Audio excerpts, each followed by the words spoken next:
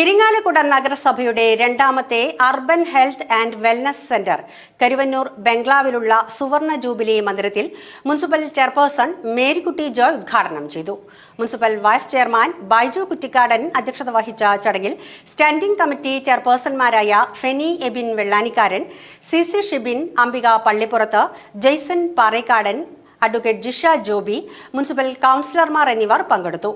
Municipal councillor Alphonsa Thomas സ്വാഗതവും doctor Devika നന്ദിയും പറഞ്ഞു. വെൽനസ് സെന്ററാണ് നമുക്ക് പാസ്സാക്കി കിട്ടിയത്.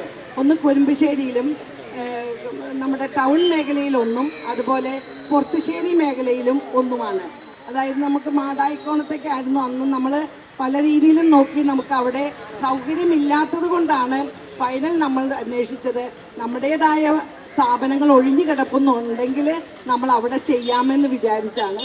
അങ്ങനെയാണ് നമ്മുടെ ബംഗ്ലാവിൽ ഈ സ്ഥലത്ത് നമുക്ക് ഈ വെൽനസ് സെൻറ്റർ സ്ഥാപിക്കാൻ ഇട ലഭിച്ചതും അത് വളരെ നല്ല രീതിയിൽ നമ്മുടെ കോൺട്രാക്ടറായ ശ്രീ ഡെന്നി നല്ല രീതിയിൽ അത് പൂർത്തീകരിച്ചിട്ടുണ്ട്.